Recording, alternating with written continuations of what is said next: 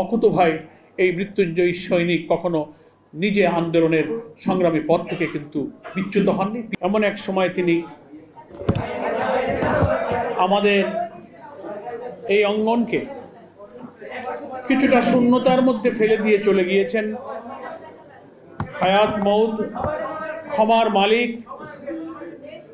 তার কাছে আমরা ফরিয়াদ করব, আল্লাহ তোমার এই গোলাম যার জীবনের লক্ষ্য ছিল কবিতা, সাহিত্য, বক্তব্য, গান, লেখনী দিয়ে অন্যায়, অসত্য, তাগুতের বিরুদ্ধে সত্যের সংগ্রামকে বিজয়ী করা, তিনি যা কিছু বলেছেন,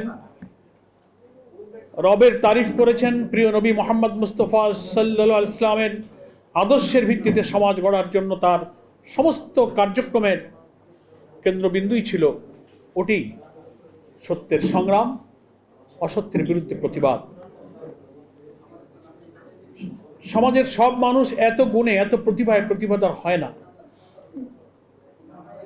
শুনলেন আপনারা শিশুদের নিয়ে শিশু সংগঠন, শিশুতোষ সাহিত্য লেখা, ছাত্র জীবনে ছাত্র রাজনীতির শীর্ষে এসে ছাত্র সংগঠনের কেন্দ্রীয় নেতৃত্ব দেওয়া, শিক্ষাবিদ হওয়া, দেশি বিদেশি আন্তর্জাতিক সভা সম্মেলনে যোগদান করা, বড় বড় বই পুস্তক, বড় বড় জার্নালে তার অনেক লেখা প্রকাশিত হয়েছে।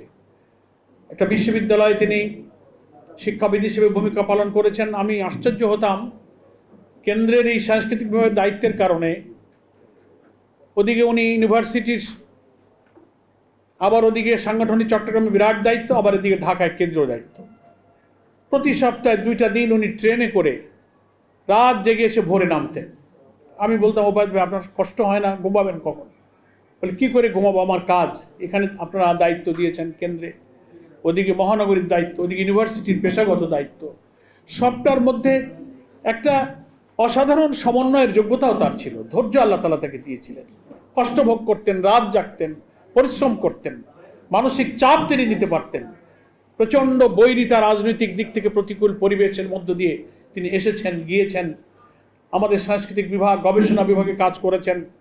পুলিশ, গোয়েন্দা তন্ন তন্ন করে অফিসগুলো খুঁজেছে, ওনাকে খুঁজেছে, অফিস বদল করতে হয়েছে, অবস্থান পরিবর্তন করতে হয়েছে।